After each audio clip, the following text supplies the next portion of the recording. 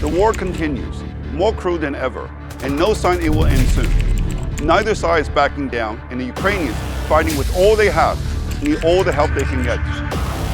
But Europe is still traumatized by 2 world wars, and the US is tired of fighting wars away from home. This is why they've chosen the weapon of economic sanctions over boots on the ground. Joe Biden has imposed the most wide-ranging sanctions ever inflicted against a large and powerful country like Russia. But will these sanctions stop Putin?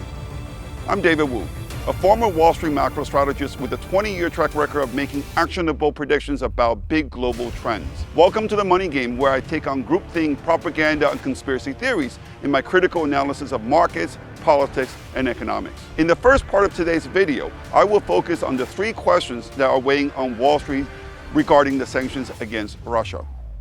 1. Will they stop the war? 2. What will be their impact on the global economy? 3. What do they mean for geopolitical alignments in the new Cold War? Before we ask whether the sanctions will stop Putin, we need to ask ourselves whether sanctions have ever been effective in the past. In a seminal paper entitled "Why International Sanctions Do Not Work," Robert Popp showed that of the 115 cases of sanctions between 1914 and 1990, only 5 can be considered a success. That is just 4%. And in more recent years, sanctions against Iraq failed to get Saddam Hussein to withdraw from Kuwait, resulting in the Gulf War. Sanctions also failed to persuade North Korea and Iran to give up their nuclear weapons programs. Sanctions against Venezuela have not achieved the removal of Nicolas Maduro's repressive regime. It seems that often sanctions are not just ineffective, but in fact are completely counterproductive. One example is the near decade-long sanctions against Serbia during the Bosnia War and later during the Kosovo conflict.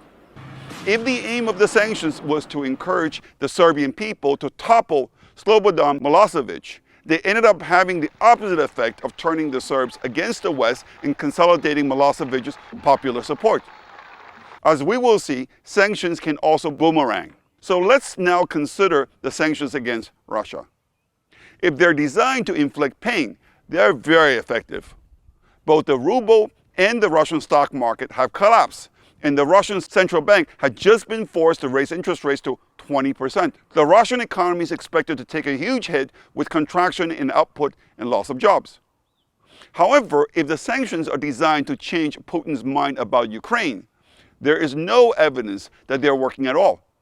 If anything, the sanctions appear to be forcing Moscow to quicken the pace of its military offensive. Putin is arguably now in a hurry to get the job done before the sanctions push the Russian economy into a total depression. Nobody will ever admit it, but an unintended consequence of the sanctions could be higher Ukrainian civilian casualties and a greater number of refugees. This brings me to the second question: the economic cost of the sanctions for the West and for the world at large. Remember, COVID created severe bottlenecks in the global supply chain that resulted in rampant shortages of goods from semiconductors to cars. As I spoke about in previous podcasts, this first negative supply shock led to a surge in inflation that eroded the real purchasing power of consumers around the world. The global supply chain has yet to recover from COVID, and now the sanctions against Russia are bringing on a second negative supply shock.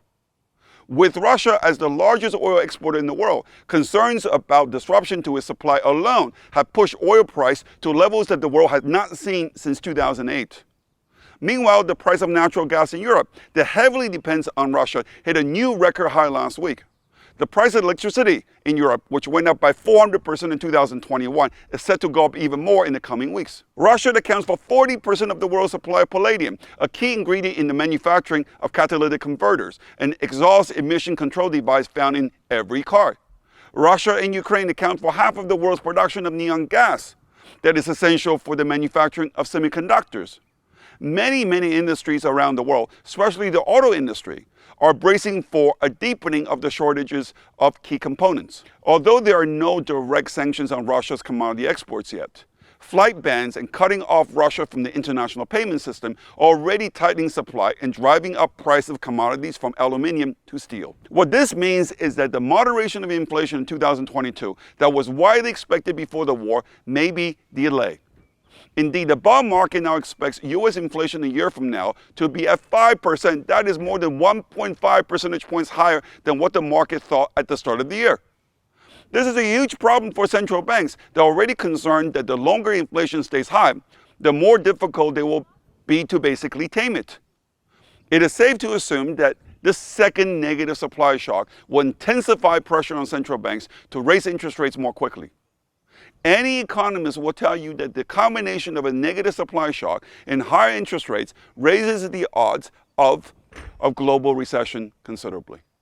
So sanctions are probably not only not helping to end the war, but are now in danger of increasing the risk of a global recession. But surely, one might think, sanctions will weaken Russia to such an extent that it will no longer be able to pose a threat to Europe and America. That may be the case, but what could also happen is the exact opposite. We should assume that sanctions against Russia have burned down all trust between Russia and the West. Facing total economic ruin as the result of the sanctions, I suspect Russia has never felt more insecure since the end of the Cold War. The Russian leadership is likely thinking right now that they've gone past the point of no return and that the realignment of the world has changed permanently. It is safe to assume that if Russia wins this war and that Putin regime survives, we will see a further cementing of the new strategic partnership between Russia and China. This will not be good news for the U.S. and its allies. The U.S. views China as the greatest threat to her global domination and has been actively trying to isolate China and reduce her sphere of influence. In this respect, it is difficult to see how the extreme sanctions against Russia are in the best interest of the United States in the long term. With the natural synergy between Russia and China, taking them on together will be certainly more challenging than taking them on separately. Some commentators try to play down the threat of the China-Russia alliance by pointing to the fact that the two have had sometimes serious differences over the years. But the enemy of my enemy is my friend. The war in Ukraine will end. It might even be forgotten soon enough by the general public, as has happened with so many humanitarian tragedies.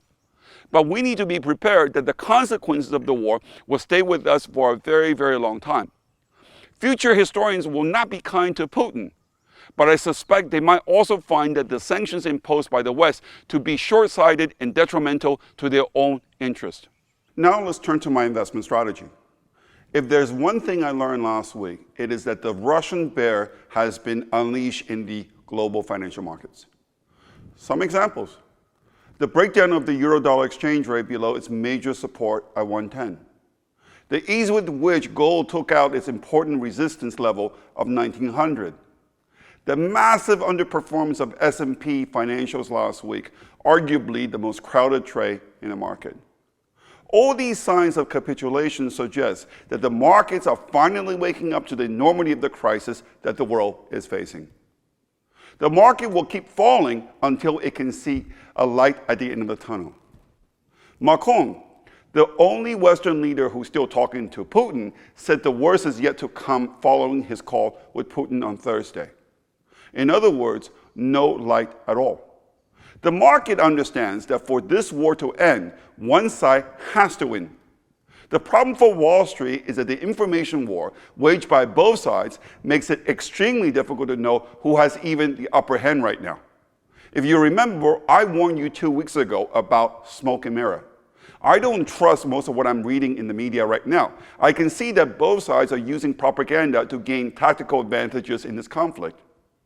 When there is so little visibility ahead, scenario analysis suddenly becomes very useful. I see 3 scenarios unfolding the next 2 weeks. 1, the massive bombing of the last 10 days allows the Russian ground advance to accelerate. Sometime over the next week, Russia seizes Kiev and Zelensky flees.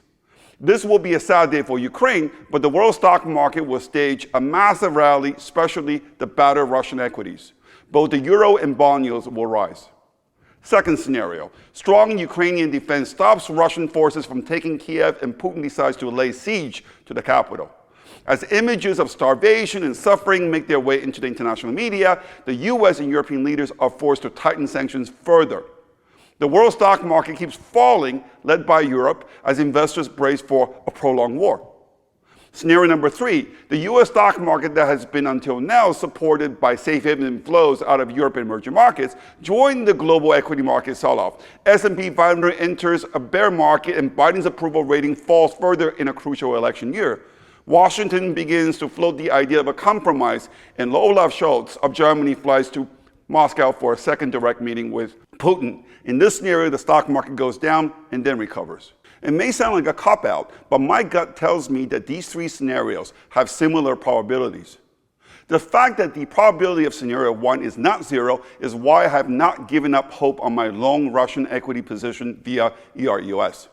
The fact that in both scenario 2 and scenario 3, US stocks will likely fall is the reason why I got out of my CCL and Disney position last week and am holding tight to my short S&P 500 position via SPXU initiated last Monday. The fact that uncertainty is so high right now is the reason why I remain neutral in my 60-40 mock portfolio. People are trying to make sense of this crisis by looking for historical parallels. For me, World War I comes to mind for the stupidity of this war. It could have been avoided so easily if everyone had acted rationally. Regardless of the outcome of this war, there will be no real winner and everyone will be worse off sadly. The only question is whether the world would have learned a lesson or not. On that note, talk to you next week.